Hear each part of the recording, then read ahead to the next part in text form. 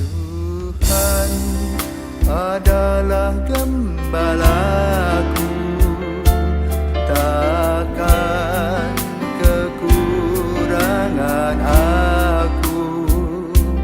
Dia membaringkan aku di padang berumput hijau. Saudara-saudara yang terkasih di dalam Kristus, selamat pagi. Salam jumpa lagi dalam Sabda Siap Saji, Jumat 1 Maret 2024, hari biasa, pekan kedua Prapaskah. Marilah kita berdoa dalam nama Bapa dan Putra dan Roh Kudus. Amin. Allah Bapa Maha Mulia, kami bersyukur atas kehadiran Putramu bersama kami. Semoga kami mengakui Dia yang Kau utus untuk menganugerahkan keselamatan kepada kami. Sebab Dialah yang hidup dan berkuasa bersama Dikau dalam persatuan Roh Kudus Allah sepanjang segala masa. Tuhan bersamamu dan bersama rohmu. Inilah Injil Yesus Kristus menurut Matius. Dimuliakanlah Tuhan. Matius bab 21 ayat 33 sampai 43, 45 sampai 46. Sekali peristiwa Yesus berkata kepada imam-imam kepala serta tua-tua bangsa Yahudi, "Dengarkanlah perumpamaan ini. Seorang tuan tanah membuka kebun anggur dan menanam pagar sekelilingnya. Ia menggali lubang tempat memeras anggur dan mendirikan menara juga di dalam kebun itu. Kemudian ia menyewakan kebun itu kepada penggarap-penggarap lalu berangkat ke negeri lain. Ketika hampir tiba musim petik, ia menyuruh hamba-hambanya kepada penggarap-penggarap itu untuk menerima hasil yang menjadi bagiannya. Tetapi para penggarap menangkap hamba-hamba itu, yang seorang mereka pukul, yang lain mereka bunuh, dan yang lain lagi mereka lempari dengan batu. Kemudian Tuhan itu menyuruh pula hamba-hamba yang lain, lebih banyak daripada yang semula. Tetapi mereka pun diperlakukan sama seperti kawan-kawan mereka. Akhirnya Tuhan itu menyuruh anaknya kepada mereka. Pikirnya, anakku pasti mereka segani. Tetapi ketika para penggarap melihat anak itu, mereka berkata seorang kepada yang lain, "Ia adalah ahli waris. Mari kita bunuh dia, supaya warisannya menjadi milik kita." Maka mereka menangkap dia dan melemparkannya keluar kebun anggur itu, lalu membunuhnya. Maka apabila tuan kebun anggur itu datang, apakah yang akan dilakukannya dengan penggarap-penggarap itu? Kata imam-imam kepala dan tua-tua itu kepada Yesus, "Ia akan membinasakan orang-orang jahat itu, dan kebun anggurnya akan disewakannya kepada penggarap-penggarap lain yang akan menyerahkan hasil kepadanya pada waktunya."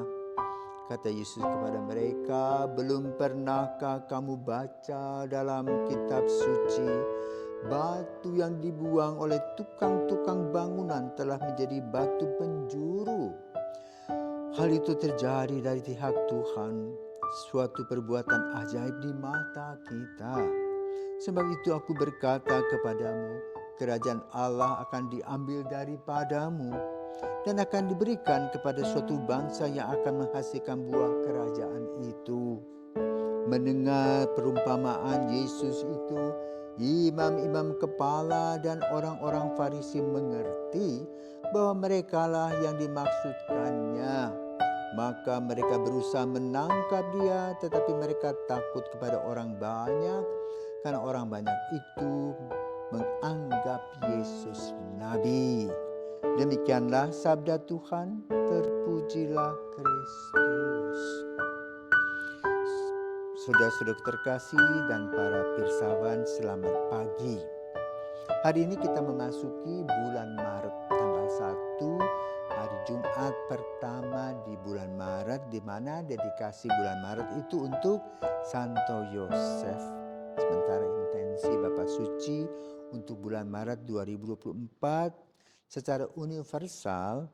Semoga mereka yang mempertaruhkan hidup demi pewartaan Injil di berbagai belahan dunia mengobarkan gereja dengan keberanian dan semangat misioner mereka. Untuk evangelisasi, semoga orang tua dan keluarga dengan anak berkebutuhan khusus dapat memaknai kehadiran anak mereka sebagai anugerah dan sarana untuk mewujudkan kasih Allah secara istimewa. Hari ini saudara terkasih, kita mendengar perumpamaan tentang penggarap.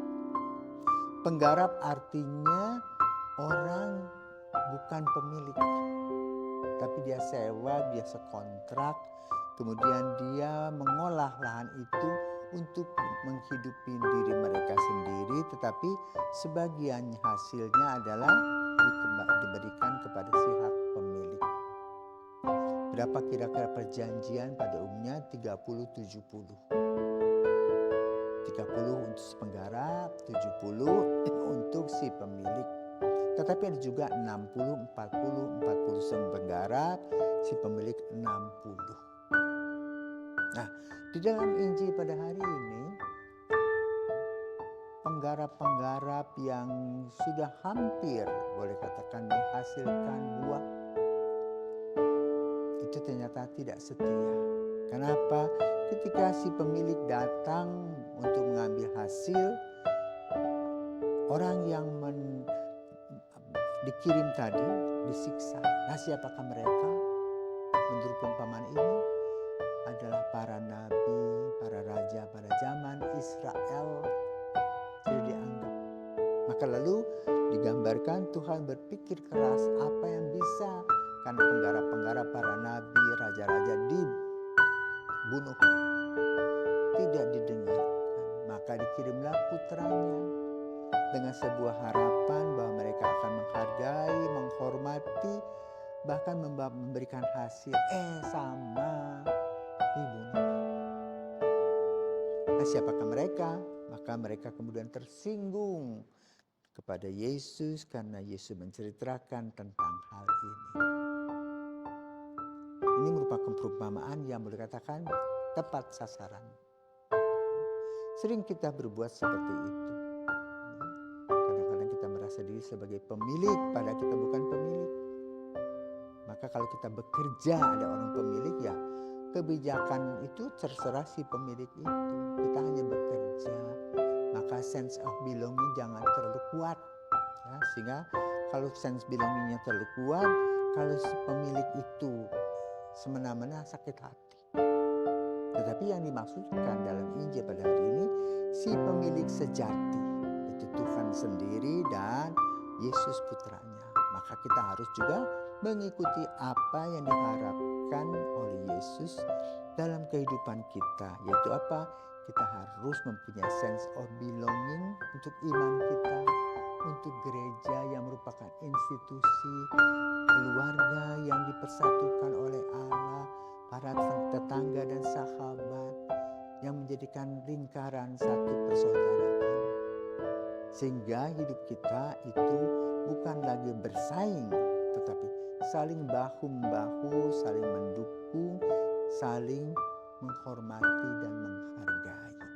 Sehingga dengan sikap-sikap kita itu kita bertumbuh bersama seperti sebuah pohon yang bertumbuh sama-sama serta menghasilkan buah seperti yang digambarkan dalam Injil pada hari ini, di mana para penggarap itu menanam pohon anggur dan mereka memelihara semua pohon anggur dengan baik dan menghasilkan buah-buah yang enak, yang manis dan bisa diminum dan menghasilkan uang. Itulah dunia kerja di mana kita melakukan kemuliaan Tuhan. Melalui pekerjaan kita juga mendapatkan kemuliaannya, merasa puas diri, dan kita juga bisa bersosialisasi dengan orang lain di mana hasilnya kita bisa bagi sehingga orang bisa hidup sama-sama. Semoga kisah tentang penggarap ini akan membuat kita mempunyai inspirasi untuk berbuat yang terbaik. Sadar diri bahwa kita bukan pemilik tetapi pekerja yang menggarap dan harus bekerja keras dengan kejujuran, kedisiplinan, keterampilan, dan tanggung jawab. Sehingga hasilnya untuk semua orang. Selamat pagi, Tuhan memberkati.